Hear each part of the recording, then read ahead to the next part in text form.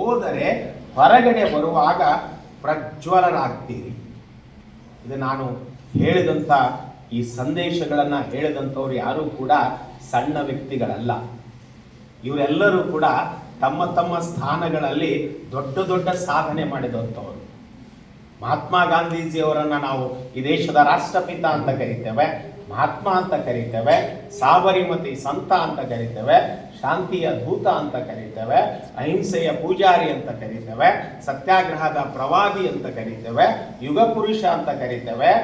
ಅವರೇ ಹೇಳ್ತಾರೆ, ಇವರ ಪುಸ್ತಕಗಳನ್ನು ಓದಿದ ನಂತರ ನನ್ನ ರಾಷ್ಟ್ರ ಪ್ರೇಮ 1000 ಪಟ್ಟು ಹೆಚ್ಚಾಯಿತು. ಸ್ವಲ್ಪ ಆಲೋಚನೆ ಮಾಡಿ, ಇವರು ಕೊಟ್ಟಂತಹ ಸಂದೇಶದ ಪವರ್ ಅಂತ ಏನು ಕರಿತೀವಿ, ಶಕ್ತಿ ಅಂತ ಏನು ಕರಿತೀವಲ್ಲ, ಅದು ಹೇಗೆ ಇರಬಹುದು ಅನ್ನೋದನ್ನ ನೀವು ಆಲೋಚನೆ ಮಾಡಿ. ಈಗ ಸಮಯದ ಅಭಾವ ಇರೋದ್ರಿಂದ ನಾನು ಮುಂದೆ ಹೇಳಿ ಹೋಗ್ತೇನೆ. ಏನು ಸಂದೇಶ ಕೊಟ್ಟರು ಸರ್ ಸ್ವಾಮಿ ವಿವೇಕಾನಂದರು ಯುವಕರಿಗೆ ವಿಶೇಷವಾಗಿ? ನಾನು ಇಡೀ ದೇಶಕ್ಕೆ ಕೊಟ್ಟಂತ ಸಂದೇಶಗಳ ಬಗ್ಗೆ ನನಗೆ ಹೇಳೋದಿಲ್ಲ. ಏನು ಕೊಟ್ಟರು, ನಮಗೇನು ಕೊಟ್ಟರು ಸರ್, ನಿಮಗೇನು ಕೊಟ್ಟರು? ಯಶಸ್ಸು ಗಳಿಸ್ಬೇಕಾದ್ರೆ ನಮಗೇನು ಕೊಟ್ಟರು ಸರ್ ಸ್ವಾಮಿ ವಿವೇಕಾನಂದರ? ನಾವ್ಯಾಕೆ ಓದಬೇಕು ಅಂತ ಕೇಳಿದ್ರೆ 5 ಸೂತ್ರಗಳನ್ನು ಸ್ವಾಮಿ ವಿವೇಕಾನಂದ ಕೊಡ್ತಾರೆ. ವಿಶೇಷವಾಗಿ ಮಹಿಳೆಯರು ಅಥವಾ ನೀವು ಏನು ವಿದ್ಯಾರ್ಥಿನಿಯರು ಇದ್ದೀರಲ್ಲ, ನೀವು ನೆನಪಿನಲ್ಲಿರ್ತಕ್ಕಂಥ 5 ಸೂತ್ರಗಳನ್ನ ಸ್ವಾಮಿ ವಿವೇಕಾನಂದ ಕೊಡ್ತಾರೆ. ಏನು? 1ನೇದು ಶ್ರದ್ಧೆ, ಆತ್ಮಶ್ರದ್ಧೆ. ನೀವು 1000 ಅಥವಾ ನಿಮ್ಮ 3,000,000 ದೇವರುಗಳನ್ನು ನಂಬದಿದ್ದರೂ ಪರವಾಗಿಲ್ಲ, ನಿಮ್ಮನ್ನು ನೀವು ನಂಬಿ. ಏನ್ ಹೇಳ್ತಾರೆ? ನೀವು 3,000,000 ದೇವರುಗಳನ್ನು ನಂಬದಿದ್ದರೂ ಪರವಾಗಿಲ್ಲ, ನಿಮ್ಮನ್ನು ನೀವು ನಂಬಿ. ಈ ಜಗತ್ತಿನಲ್ಲಿ ಸಾಧನೆ ಮಾಡಲಿಕ್ಕೆ ಬೇಕಾಗಿರುವುದು ನಿಮ್ಮ ಮೇಲೆ ನಿಮಗೆ ನಂಬಿಕೆ, ಮತ್ತೊಬ್ಬರ ಮೇಲೆ ಇಟ್ಟಿರುವ ನಂಬಿಕೆಗಳಲ್ಲ. ಅಥವಾ ನನಗೆ ಬಂದು ಅವ್ರು ಹೆಲ್ಪ್ ಮಾಡ್ತಾರೆ, ನನಗೆ ಅವ್ರು ಸಹಕಾರ ಕೊಡ್ತಾರೆ, ಅವ್ರು ನನ್ನಿಂದ ಸಪೋರ್ಟ್ ಇದ್ದಾರೆ, ಅವ್ರು ನನಗೆ ಗಾಡ್ ಫಾದರ್ ಇದ್ದಾರೆ, ಅದರ ಬಗ್ಗೆ ನೀವು ಆಲೋಚನೆ ಮಾಡ್ಲಿಕ್ಕೆ ಹೋಗಬೇಡಿ. ಫಸ್ಟ್ ನಿಮ್ಮನ್ನ ನಂಬಿ.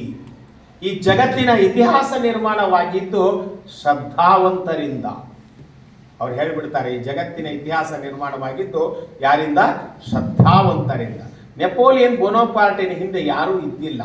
ಒಂದಿಷ್ಟು ಸೈನ್ಯ ಇದ್ದಿರಬಹುದು, ಆದರೆ ಆತನಿಗೆ ಒಂದು ಅಚಲವಾದಂಥ ಶ್ರದ್ಧೆ ಇತ್ತು, ಈ ಜಗತ್ತಿನ ಸಾಮ್ರಾಟ್ ಅನಿಸ್ಕೊಳ್ಬೇಕಂತಕ್ಕಂಥದ್ದು. ದೊಡ್ಡ ದೊಡ್ಡ ಕ್ರೀಡಾಪಟುಗಳ ಹಿಂದೆ ಬಹುತೇಕ ಜನರು ಯಾರೂ ಇರೋದಿಲ್ಲ, ಆದ್ರೆ ಅವ್ರಿಗೊಂದು ಮೈಂಡಿನಲ್ಲಿ ಒಂದು ದೊಡ್ಡದಾದಂಥ ಶ್ರದ್ಧೆಯನ್ನೇ ಬೆಳೆಸ್ಕೊಂಡು ಬಿಡ್ತಾರೆ. ನಾನು ಸಾಧಿಸಬೇಕು, ನಾನು ಸಾಧಿಸಬೇಕು, ನಾನು ಸಾಧಿಸಬೇಕು. ಅದರಿಂದ ಅವ್ರು ಏನ ಮಾಡ್ತಾ ಹೋಗ್ತಾರೆ ಅಂದ್ರೆ ಪ್ರತಿದಿನ ಎತ್ತರಕ್ಕೆ ಏರ್ತಾ ಹೋಗ್ತಾರೆ. ನಮ್ಮಲ್ಲಿ ಇರ್ತಕ್ಕಂಥ ಅತಿ ದೊಡ್ಡದಾದಂಥ ದೌರ್ಬಲ್ಯ ಏನಂದ್ರೆ ಕೀಳಿರಿಮೆ. ಸ್ವಾಮಿ ವಿವೇಕಾನಂದರಿಗೆ ದೊಡ್ಡದಾದಂಥ ಆಕ್ರೋಶ ಮತ್ತು ಸಿಟ್ಟು ಇರೋದು ಆ ವಿಷಯದ ಬಗ್ಗೆನೇ. ಅವರಿಗೆ ನಮ್ಮ ದೇಶದ ಯುವಜನತೆಯಲ್ಲಿ ಏನೂ ಕಡಿಮೆ ಇಲ್ಲ.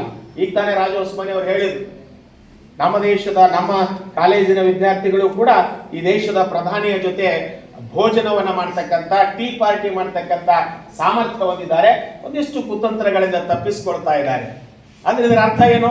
ನಮಗೂ ಕೂಡ ಸಮಾನವಾದಂತಹ ಅವಕಾಶ ಇದೆ, ಆದರೆ ಕೀಳಿರಿಮೆ ಒಂದಿದೆ ನಮಗೆ. ಏನು? ನಾವು ಅವರಷ್ಟು ಮುಂದಿದೀವ, ಅವರು ತುಂಬಾ ಅಡ್ವಾನ್ಸ್ ಇದ್ದಾರೆ, ಅವ್ರ ಬ್ಯಾಕ್ಗ್ರೌಂಡ್ ತುಂಬಾ ಚೆನ್ನಾಗಿದೆ, ಅವ್ರಿಗೆ ಗಾಡ್ ಫಾದರ್ಗಳಿದ್ದಾರೆ, ಅವ್ರಿಗೆ ಬೇರೆಯವರು ಸಪೋರ್ಟ್ ಕೊಡ್ತಾ ಇದ್ದಾರೆ. ಈ ಕೀಳಿರಿಮೆಯ ಬಗ್ಗೆ ಸ್ವಾಮಿ ವಿವೇಕಾನಂದರಿಗೆ ಅತೀ ಸಿಟ್ಟಿತ್ತು. ಅವರು ಅವತ್ತೇ ಹೇಳಿಬಿಟ್ರು, ನಮ್ಮ ಭಾರತದ ಯುವಕರು ಹೇಗಿದ್ದಾರೆ ಅಂದ್ರೆ ಕುರಿ ಮಂದೆಯಲ್ಲಿದ್ದಂಥ ಸಿಂಹದ ಮರಿ ಇದ್ದ ಹಾಗೆ. ಅಂದ್ರೆ ಕುರಿಗಳ ಗುಂಪಿನಲ್ಲಿದ್ದಂಥ ಸಿಂಹದ ಮರಿಗಳ ಇದ್ದ ಹಾಗೆ. ಅಂದ್ರೆ ನೀವೇನಾಗ್ಬಿಟ್ಟಿರಿ, ನಿಜವಾಗ್ಲೂ ಸಿಂಹದ ಮರಿಗಳು. ನಿಮ್ಮ ದೇಶದ ಸಂಸ್ಕೃತಿ ತುಂಬಾ ಚೆನ್ನಾಗಿದೆ, ನಿಮ್ಮ ದೇಶದ ಇತಿಹಾಸ ತುಂಬಾ ಅದ್ಭುತವಾಗಿದೆ, ನಿಮ್ಮ ದೇಶಕ್ಕೆ ದೊಡ್ಡದಾದಂಥ ಪರಂಪರೆ ಇದೆ, ಧಾರ್ಮಿಕ ಪರಂಪರೆ ಇದೆ. ಆದರೆ ನೀವೇನಾಗ್ಬಿಟ್ಟಿದ್ರಿ? ಯಾರ ಜೊತೆ ಅಡ್ಡಾಡ್ತಾ ಇದ್ದೀರಿ? ಕುರಿಗಳ ಜೊತೆ ಅಡ್ಡಾಡ್ತಾ ಇದ್ದೀರಿ. ನೀವೇನ್ ಮಾಡ್ತಾ ಇದ್ದೀರಿ? ಅನುಕರಣೆ ಮಾಡ್ತಾ ಇದ್ದೀರಿ. ನೀವೇನ್ ಮಾಡ್ತಾ ಇದ್ದೀರಿ? ಬೇರೆಯವ್ರನ್ನ ಅನುಕರಣೆ ಮಾಡ್ತಾ ಇದ್ದೀರಿ. ಹೀಗಾಗಿ ನಿಮ್ಮಷ್ಟಕ್ಕೆ ನೀವೇನ್ ತಿಳ್ಕೊಂಡ್ಬಿಟ್ಟಿದ್ರಿ ಅಂದ್ರೆ, ನಾನು ಕುರಿ ಇದ್ದಂಗಿದ್ದೀನಿ, ನಾನು ಕುರಿ ಇದ್ದಂಗಿದ್ದೀನಿ. ನೀವು ಗರ್ಜಿಸ್ರಿ ಅಂದ್ರೆ ನೀವು ಗರ್ಜನೆ ಮಾಡ್ತಾ ಇಲ್ಲ. ಯಾವ ರೀತಿ ಮಾಡ್ತಿದ್ದೀರಿ ಅಂದ್ರೆ, ಕುರಿ ಯಾವ ತರ ಒದರುತ್ತೋ ಆ ರೀತಿ ಒದರುತ್ತಾ ಇದೆ. ಅದು ಸ್ವಾಮಿ ವಿವೇಕಾನಂದರಿಗಿದ್ದಂಥ ಅತಿ ದೊಡ್ಡದಾದಂಥ ಆಕ್ರೋಶ. ಅದಕ್ಕಾಗಿ ನೆನ್ಪಿಟ್ಕೊಳ್ಳಿ, 1ನೇ ಸಂದೇಶ ಸ್ವಾಮಿ ವಿವೇಕಾನಂದ ಏನಂದ್ರೆ, 3,000,000 ದೇವರುಗಳನ್ನು ನಂಬದಿದ್ದರೂ ಪರವಾಗಿಲ್ಲ, ನಿಮ್ಮನ್ನ ನೀವು ನಂಬಿ. ನಿಮ್ಮ ಸಾಧನೆಗಳಿಗೆ ಮೊಟ್ಟ ಮೊದಲ ಪ್ರೇರಣೆ ನೀಡೋದೇ ನಿಮ್ಮನ್ನ ನೀವು ನಂಬಬೇಕು. ಇನ್ನು ಎರಡನೆಯದು ಬಹಳ ಮುಖ್ಯವಾಗಿರ್ತಕ್ಕಂಥದ್ದು ಧೈರ್ಯದ ಬಗ್ಗೆ, ನಿರ್ಭಯತೆಯ ಬಗ್ಗೆ. ಎರಡನೆಯ ಸಂದೇಶ ಇಡೀ ನಮ್ಮ ದೇಶದ ಉಪನಿಷತ್ತು ಮತ್ತು ವೇದ ಮತ್ತು ಮಹಾಕಾವ್ಯಗಳಿಂದ ಬರ್ತಕ್ಕಂಥ ಏಕೈಕ ಅತಿ ದೊಡ್ಡದಾದಂಥ ಪದ ಯಾವುದು ಅಂತಂದ್ರೆ ನಿರ್ಭಯತೆ. ಅಭಿ ಅನ್ನುವಂಥ ಪದ. ನಿರ್ಭಯರಾಗಿರಬೇಕು, ಯಾವುದಕ್ಕೂ ಕೂಡ ಅಂಜಬಾರದು. ನಿಮ್ಮನ್ನ ಕೀಳಿರಿಮೆ ಮಾಡ್ತಕ್ಕಂಥ, ನಿಮ್ಮನ್ನ ಅಂಜಿಸ್ತಕ್ಕಂಥ ಎಲ್ಲ ಆ ನೆಗೆಟಿವ್ ಎನರ್ಜಿಗಳನ್ನ ದೂರೀಕರಿಸಬೇಕು. ಅಂದಾಗ ಮಾತ್ರ ನೀವು ಅತಿ ದೊಡ್ಡದಾದಂಥ ಸಾಧನೆಯನ್ನ ಮಾಡಲಿಕ್ಕೆ ಸಾಧ್ಯ. ಅವರು ಅದನ್ನೇ ಹೇಳ್ತಾರೆ, ಧೈರ್ಯವೇ ಜೀವನ, ಅಧೈರ್ಯವೇ ಮರಣ ಅಂತ ಹೇಳ್ತಾರೆ. ಎಂದು ನೀವು ಧೈರ್ಯ ಕಳ್ಕೊಳ್ತೀರಿ ಅಂದ ನೀವು ಇದ್ರೂ ಕೂಡ ಸತ್ತ ಹಾಗೆ. ನೀವು ಏನನ್ನಾದ್ರೂ ಎದುರಿಸಲಿಕ್ಕೆ ಸಾಮರ್ಥ್ಯ ಇದೆ, ನೀವು ಏನನ್ನಾದ್ರೂ ಮಾಡಲಿಕ್ಕೆ ಸಾಮರ್ಥ್ಯ ಇದೆ. ನೀವು ಅಂಜುಬುರುಕರಾಗಿದ್ರೆ ಎದುರಾಳಿಗೆ ನಿಮ್ಮ ಮೇಲೆ ಏನಾಗಿಬಿಡ್ತದಂದ್ರೆ ಯಾವುದೇ ರೀತಿಯ ಆಯುಧಗಳಿಲ್ಲದೆ ಗೆಲ್ಬಹುದು. ಬಹಳ ಮುಖ್ಯವಾಗಿರ್ತಕ್ಕಂಥದ್ದು ಒಂದೇದು ಶ್ರದ್ಧೆ ಬಂತು ಅಂದ್ರೆ ಎರಡನೇದು ಏನ್ ಬರುತ್ತೆ ನಿಮ್ಮ ಒಳಗಡೆ ದೊಡ್ಡದಾದಂತಹ ಒಂದು ಶಕ್ತಿ ಏನು ಬರುತ್ತಂದ್ರೆ ಧೈರ್ಯ ಬಂದು ಬಿಡುತ್ತದೆ. ನಾನು ಅವನನ್ನು ಸೋಲಿಸ್ತೇನೆ, ನಾನು ಅವರನ್ನ ಸೋಲಿಸ್ತೇನೆ, ನಾನು ಅವರನ್ನ ಬೇಕಾದಂಗೆ ಬೀಟ್ ಮಾಡ್ತೇನೆ, ಬೇಕಾದಷ್ಟು ಸಾಧನೆ ಮಾಡ್ತೇನೆ, ಇದು ಬಂದು ಬಿಡುತ್ತದೆ. ಇನ್ನು ಮೂರನೇದು ಬಹಳ ಮುಖ್ಯವಾಗಿರ್ತಕ್ಕಂಥದ್ದು ಬಲಿಷ್ಠತೆ. ಸ್ವಾಮಿ ವಿವೇಕಾನಂದರಿಗೆ ಈ ದೇಶದ ಯುವಜನತೆಯ ಬಗ್ಗೆ ಅಪಾರವಾದಂಥ ನಂಬಿಕೆ ಯಾಕಿತ್ತು ಅಂತಂದ್ರೆ ನಮ್ಮ ದೇಶದ ಹಿಂದಿನ ಯುವಕರಲ್ಲಿ ಬಲಿಷ್ಠತೆ ಬಹಳ ಇತ್ತು.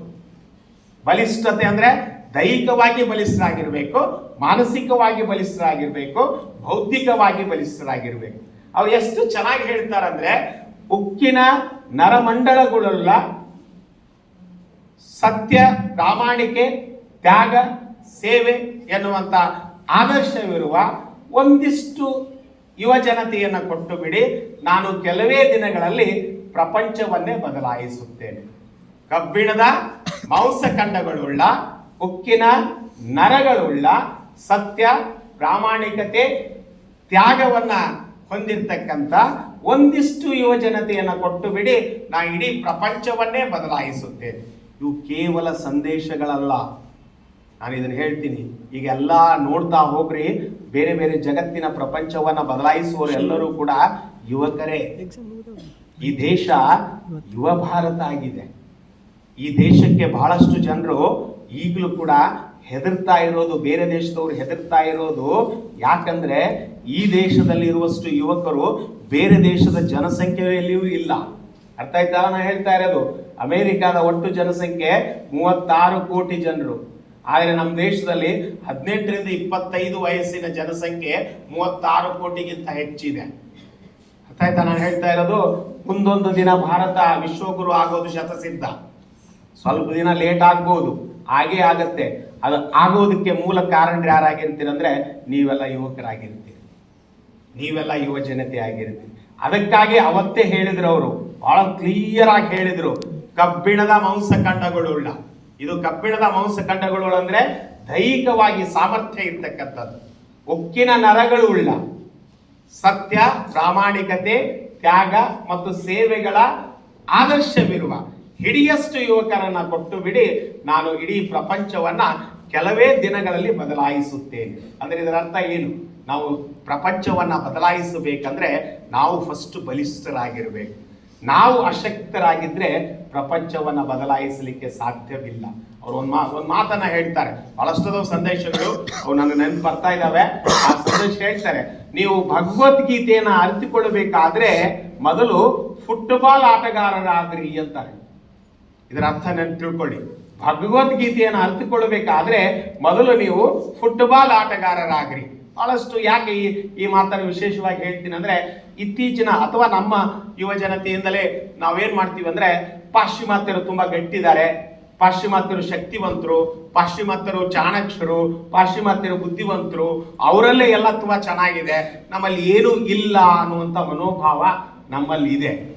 ಆ ಮಾತನ್ನೇ ಆಧರಿಸಿಟ್ಕೊಂಡು ಆಗಿನ ಕಾಲಕ್ಕೆ ಸ್ವಾಮಿ ವಿವೇಕಾನಂದರು ಏನು ಹೇಳಿದ್ರಂದ್ರೆ, ನಮ್ಮ ಭಗವದ್ಗೀತೆಯಲ್ಲಿ ಏನಿಲ್ಲ, ನಮ್ಮ ಪುರಾಣಗಳಲ್ಲಿ ಏನೂ ಇಲ್ಲ, ನಮ್ಮ ಉಪನಿಷತ್ತುಗಳಲ್ಲಿ ಏನೂ ಇಲ್ಲ, ನಮ್ಮ ಮಹಾಕಾವ್ಯಗಳಲ್ಲಿ ಏನೂ ಇಲ್ಲ, ನಮ್ಮ ಸಾಹಿತ್ಯದಲ್ಲಿ ಏನೂ ಇಲ್ಲ, ನಾವೇನು ರಚನೆ ಮಾಡೀವಿ ಅಂತ ಅದನ್ನು ತಿರಸ್ಕರಿಸ್ಕೊತಾ ಬಂದಿದ್ದೀವಿ. ಯಾಕೆ ತಿರಸ್ಕರಿಸಿದೀವಿ ಅಂದ್ರೆ ಅವರ ಏರಿದ ಎತ್ತರಕ್ಕೆ, ಅಂದ್ರೆ ಭಗವದ್ಗೀತೆ ಬೋಧಿಸಿದ ಎತ್ತರಕ್ಕೆ, ನಮ್ಮ ಮಹರ್ಷಿಗಳು ಬೋಧಿಸಿದಂಥ ಎತ್ತರಕ್ಕೆ, ನಮ್ಮ ಮಹಾ ತಪಸ್ವಿಗಳು ಹೇಳಿದಂತ ಆ ವಿಷಯ ವಸ್ತು ನಮಗೆ ಸರಿಯಾಗಿ ಅರ್ಥವಾಗದೇ ಇದ್ದುದಕ್ಕೆ ನಾವು ಬಹಳ ಸಲ ಏನ್ ಮಾಡಿವಿ ಅಂದ್ರೆ ಅದು ಸರಿ ಇಲ್ಲ. ಅದಕ್ಕಾಗಿ ಅವರು ಫಸ್ಟ್ ಹೇಳಿದ್ರು, ನೀವು ಬಲಿಷ್ಠರಾದ್ರೆ ಮಾತ್ರ ಭಗವದ್ಗೀತೆ ಅರ್ಥ ಆಗತ್ತೆ. ಯಾಕೆ? ಭಗವದ್ಗೀತೆಯನ್ನು ಯಾರು ಬೋಧಿಸಿದ್ರು? ಶ್ರೀಕೃಷ್ಣ ಪರಮಾತ್ಮ. ಯಾರಿಗೆ ಬೋಧಿಸಿದ? ಅರ್ಜುನ. ಮಹಾಭಾರತದ ಯುದ್ಧ ಈ ಇಬ್ಬರಿಂದ ನಿರ್ಣಯವಾಗಿದೆ. ಒಪ್ಕೊಳ್ತೀರಾ?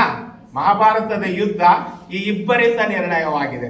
ಶ್ರೀಕೃಷ್ಣ ಪರಮಾತ್ಮ ಇಡೀ ಮಹಾಭಾರತದ ಅಂಪೈರ್ ಇದ್ದ ಹಾಗೆ, ನಿರ್ಣಾಯಕ. ಇಡೀ ಮಹಾಭಾರತದ ಯುದ್ಧವನ್ನ ಬದಲಾವಣೆ ಮಾಡುವ ಶಕ್ತಿ ಯಾರಿಗಿತ್ತು ಅಂದ್ರೆ ಸವ್ಯಸಾಚಿ ಅರ್ಜುನನಿಗೆ ಮಾತ್ರ ಇತ್ತು. ಗೊತ್ತಾಯ್ತಿಲ್ಲ? ಆಲ್ರೌಂಡರ್ ಅರ್ಜುನನಿಗೆ ಮಾತ್ರ ಇತ್ತು. ಅದಕ್ಕಾಗಿ ನೆನ್ಪಿಟ್ಕೊಳ್ಳಿ, ಭಗವದ್ಗೀತೆ ಅರ್ಥವಾಗಬೇಕಾದ್ರೆ ಮೊದಲು ನೀವು ಫುಟ್ಬಾಲ್ ಆಟ ಆಡಿ ಅಂತಾರೆ. ಅಂದ್ರೆ ನೀವು ಫುಟ್ಬಾಲ್ ಆಟ ಆಡಿದ್ರೆ ದೈಹಿಕವಾಗಿ ಬಲಿಷ್ಠರಾಗ್ತೀರಿ, ಮಾನಸಿಕ ಬಲಿಷ್ಠರಾಗ್ತೀರಿ, ಕ್ರೀಡಾ ಸ್ಫೂರ್ತಿ ಬರುತ್ತೆ. ಆಗ ನಿಮಗೆ ಭಗವದ್ಗೀತೆಯ ಒಂದು ಶ್ಲೋಕ ಅರ್ಥ ಆಗತ್ತೆ. ಎಲ್ಲೋ ಒಂದ್ ಕಡೆ ಮೂಲೆಯಲ್ಲಿ ಕೂತ್ಕೊಂಡು ಅಶಕ್ತರಾಗಿ ಓದುತ್ತಾ, ಕೀಳಿರಿಮೆಯಿಂದ ಓದುತ್ತಾ, ಅಂಜುಕೊಂತ ಓದಿದ್ರೆ ಆ ಭಗವದ್ಗೀತೆ ನಿಮಗೆ ಅರ್ಥ ಆಗಲ್ಲ ಅನ್ನೋದು ಸ್ವಾಮಿ ವಿವೇಕಾನಂದರ ಸಂದೇಶವಾಗಿತ್ತು. ಮೂರನೇದು ಬಲಿಷ್ಠತೆ. ನಾಲ್ಕನೇದು ಬಹಳ ಮುಖ್ಯವಾಗಿರ್ತಕ್ಕಂಥದ್ದು ಸ್ವಾಮಿ ವಿವೇಕಾನಂದರು ಹೇಳಿದ್ದೇನು ಅಂತಂದ್ರೆ ಸ್ಪಷ್ಟವಾದಂತಹ ಗುರಿ ಇರಬೇಕು. ಅದು ಬಹಳ ಮುಖ್ಯವಾಗಿರ್ತಕ್ಕಂಥ. ಈಗಲೂ ಕೂಡ ಈ ದೇಶದ ಯುವ ಜನತೆಯಲ್ಲಿ ಅತಿ ದೊಡ್ಡದಾದಂತಹ ದೋಷ ಯಾವುದಾದ್ರೂ ಇದ್ರೆ ಗುರಿ ಇಲ್ಲ. ಯಾವುದೇ ಯುವಕ ಯುವತಿಯನ್ನ ನೀವು BA ಪಾಸ್ ಆದಂತ ಯುವಕ ಯುವತಿಯನ್ನೇ ಕೇಳಿ ನೋಡಿ, ಮುಂದೆ ಏನಾಗಬೇಕು ಅಂತ ನೀವು ಬಯಸ್ತೀರಿ ಅಂತ ಕೇಳಿದ್ರೆ ನೀವೇನ್ ಮಾಡ್ತೀರಿ? ಆಗ್ಲೂ ಕೂಡ ಮತ್ತೊಬ್ಬರ ಹೆಸರನ್ನ ಹೇಳ್ತೀರಿ ಹೊರತಾಗಿ ನಿಮ್ಮಷ್ಟಕ್ಕೆ ನೀವೇ ಒಂದು ಗುರಿಯನ್ನ ರೂಪಿಸಿಕೊಂಡಿರೋದಿಲ್ಲ. ಇಲ್ಲ ಸರ್, ನಮ್ಮ ಅಪ್ಪ ಅಮ್ಮ ಏನ್ ಹೇಳ್ತಾರೆ ಅದನ್ನ ಹಾಕ್ತೀನಿ. ಇಲ್ಲ ಸರ್, ಅವ್ರು ಹೇಳಿದ ಕೋರ್ಸಿಗೆ ಹೋಗ್ತೀನಿ. ಇಲ್ಲ ಸರ್, ನಾನು ಇದನ್ನ ಮಾಡ್ಬೇಕಂತೀನಿ, ಅದನ್ನ ಮಾಡ್ಬೇಕಂತೀನಿ. ನೋಡೋಣ ಸರ್, ಇನ್ನೊಂದು 3-4 ವರ್ಷ ಆದ್ಮೇಲೆ ಸೆಟ್ಲ್ ಆಗ್ತೀನಿ. ಈ ರೀತಿ ಪದಗಳು ಹೆಚ್ಚದವು. ಎಲ್ಲಿಗೆ ಯಾವಾಗ ಹೇಳ್ತೀರಿ ನೀವು? ನಿಮ್ಮ BA ಮುಗಿದ ನಂತರ. ಅಷ್ಟೊತ್ತಿಗೆ ಎಷ್ಟು ವರ್ಷ ಮುಗಿದಿರ್ತದೆ ನಿಮ್ದು? ಎಷ್ಟಾಗಿರ್ತದೆ? 10 ವರ್ಷ ಕಲ್ತಿರ್ತೀರಿ, 2 ವರ್ಷ ಕಲ್ತಿರ್ತೀರಿ, ಮತ್ತೆ 3 ವರ್ಷ ಕಲ್ತಿರ್ತೀರಿ. ಎಷ್ಟಾಗಿರುತ್ತೆ?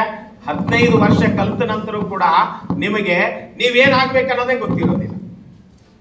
ಅಂದ ಮೇಲೆ ಮುಂದೆ ನಿಮ್ಮ ಜೀವನ ಪೂರ್ಣಂತ ನೀವೇನ್ ಮಾಡ್ತಾ ಹೋಗ್ತೀರಿ? ನೀವೇನಾಗ್ಬೇಕು ಅನ್ನೋದು ಆಗ್ಲಿಕ್ಕೆ ಆಗೋದಿಲ್ಲ. ಅದಕ್ಕಾಗಿನೇ ಸ್ವಾಮಿ ವಿವೇಕಾನಂದ ಫಸ್ಟಿಗೆ ಹೇಳಿದ್ರು, ಗುರಿ ಬಹಳ ಮುಖ್ಯ. ಗುರಿ ಬಹಳ ಮುಖ್ಯ. ಅವರ ಅತಿ ಜನಪ್ರಿಯವಾದಂತಹ ಘೋಷವಾಕ್ಯ ಇದೆ, ಏಳಿ ಎದ್ದೇಳಿ ಗುರಿ ಮುಟ್ಟುವವರೆಗೂ ನಿಲ್ಲದೆ. ನೋಡಿ, ಅವರ ಸ್ಟೇಟ್ಮೆಂಟ್ ಇದರಲ್ಲೇ ಮುಗಿಸ್ಬಿಡ್ತೀನಿ. ಏಳಿ ಎದ್ದೇಳಿ ಗುರಿ ಮುಟ್ಟುವವರೆಗೂ ನಿಲ್ಲದಿರಿ. ಹೇಳಿ, ಫಸ್ಟ್ ಎದ್ದೇಳಿ, ಫಸ್ಟ್ ಹೇಳಿ, ಫಸ್ಟ್ ಎದ್ದೇಳಿ, ಆ ನಂತರ ಗುರಿ ಮುಟ್ಟುವವರೆಗೆ ನಿಲ್ಲದೆ. ಈ ದೇಶದ ಸಾಧಕರನ್ನ ಸೂಕ್ಷ್ಮವಾಗಿ ಗಮನಿಸ್ಕೊಂಡ್ರೆ ಅವ್ರು ಗುರಿ ಮುಟ್ಟುವವರೆಗೂ ನಿಲ್ಲೋದಿಲ್ಲ. 70 ಇರ್ಲಿ 80 ವಯಸ್ಸಾಗಲಿ, ತಮ್ಮ ಗುರಿ ಮುಟ್ಟೆ ಅವ್ರು ನಿಲ್ಲೋದು. ಅರ್ಥ ಆಯ್ತಾ ನಾನು ಹೇಳ್ತಾ ಇರೋದು? ಗುರಿ. ಕೊನೆಯದಾಗಿ ಇನ್ನೊಂದು ಬಹಳ ಇಂಪಾರ್ಟೆಂಟ್ ಸಂದೇಶ, ಈ ನಮ್ಮ ಸರ್ ಬಹಳಷ್ಟು ಹೇಳಿದ್ರು ಅದ್ರ ಬಗ್ಗೆ. ಸ್ವಾಮಿ ವಿವೇಕಾನಂದರಿಗೆ ರಾಷ್ಟ್ರಕ್ಕಿಂತ ಮಿಗಿಲಾದ ಧರ್ಮವಿರಲಿಲ್ಲ. ಅದು ಬಹಳ ಮುಖ್ಯ. ಅದಕ್ಕಾಗಿ ಅವರು ರಾಷ್ಟ್ರ ದೇವೋಭವ ಅಂತ ಕರೆದ್ರು. ನಿಮ್ಮ ಈ 4 ವಿಚಾರಗಳೇನಿದಾವೆ, ನೀವು ಶ್ರದ್ಧಾವಂತರಾಗೋದು, ಧೈರ್ಯವಂತರಾಗೋದು, ಬಲಿಷ್ಠವಂತರಾಗೋದು, ಗುರಿವಂತರಾಗೋದು, ಈ 4 ಸಂದೇಶಗಳು ಎಲ್ಲಿ ಹೋಗಿ ಕೊಡ್ತಾವಂದ್ರೆ ರಾಷ್ಟ್ರ ದೇವೋಭವ. ಅಂದ್ರೆ ಇದರ ಅರ್ಥ ಯಾಕಂದ್ರು ಅನ್ನೋದು ಪ್ರಶ್ನೆ ಬರ್ತದೆ.